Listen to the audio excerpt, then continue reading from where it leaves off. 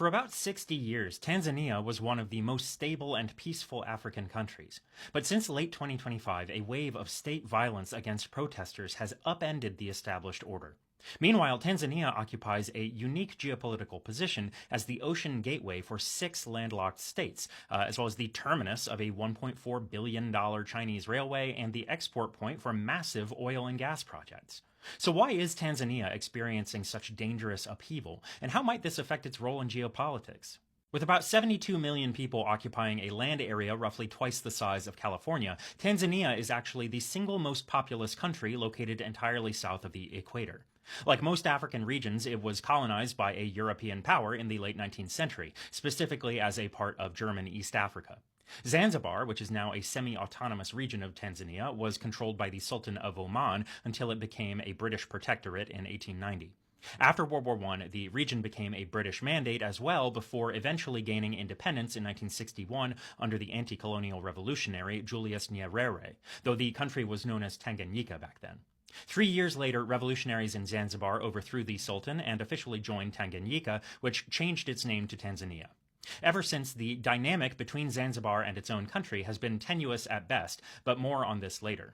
In 1967, President Nyerere launched a national policy called Ujamaa, or familyhood. This was a socialist doctrine, and its centerpiece was the concept of villagization, where people were resettled into villages in the belief that the country would see economic value from reorganizing. In 1973, villagization became compulsory, with 5 to 6 million peasants resettling into about 8,000 villages. But the effort failed economically. Agricultural output collapsed, and by 1985, Tanzania was bankrupt and reliant on international aid. Still, it did have high literacy rates and social cohesion, and Nyerere served as the moral leader for African liberation movements across the continent. In 1978, Idi Amin, the dictator of neighboring Uganda, ordered the annexation of the Kagera Salient, a 720 square mile span of land between the two countries' official border and the Kagera River, because he thought that it made for more of a logical border than the one they'd inherited from colonial powers.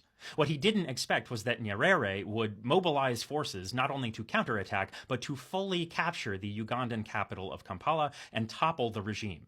While this was ultimately beneficial to Uganda and to maintaining the border, it was also extremely expensive and contributed to Tanzania's economic troubles. Nonetheless, Tanzania was a remarkably peaceful country. Nyerere made Swahili the official language regardless of ethnicity, and there are over 120 of those. Nyerere was the founding chairman of Chama cha Mapinduzi, or CCM, which translates to the Party of the Revolution, and the party still dominates Tanzania's political environment today.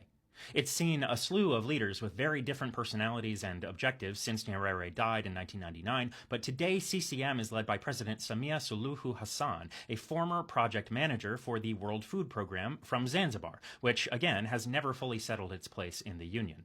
Initially, she signaled reform in the country, but by 2024 her administration had turned sharply toward authoritarianism, and it escalated further in 2025. She had the chairman of the main opposition party, Chadema, arrested over a speech urging for electoral reform, and ultimately Chadema was barred from participating in the 2025 general election. Meanwhile, Tanzania's coastline makes the city of Dar es Salaam the ideal port for the country's neighbors. Zambia, the DRC, Rwanda, Burundi, Uganda, and Malawi all rely heavily on Tanzania for trade. Other factions see the value here too, including companies in China, the UAE, and Oman, and China in particular has invested heavily into revitalizing Tanzania's rail infrastructure. The country also has major oil and gas interests. Western firms like Shell have offshore gas collection projects valued at tens of billions of dollars. Additionally, the East African crude oil pipeline is being built to transit Tanzania and transport crude from Uganda to the port of Tanga. As of April 2026, the pipeline was about 82% complete, and exports are projected to begin in late 2026. Tanzania also has major deposits of nickel, copper, and cobalt that have made it a focal point for the minerals race between the US and China. These resources and the need to hedge between multiple major powers are a huge contributor to the recent political consolidation under Hassan.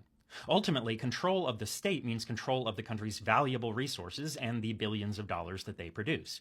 Interestingly, Hassan is a Muslim woman from Zanzibar in a largely Christian country centered on the mainland. She is an outsider to most of her people, and she only gained power to begin with because her predecessor died in office. In October 2025, the most recent general election took place. Hassan won with over 97% of the vote, but only because the main opposition was completely barred from running.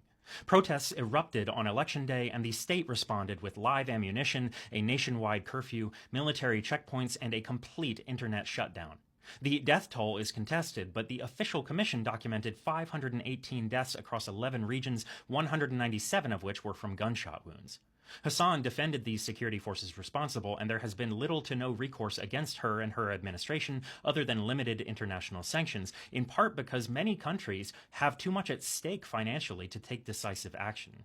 Hassan has somewhat limited domestic support and is desperately trying to hold on to power. But the protests I mentioned were driven by passionate young people in pursuit of democracy and accountability.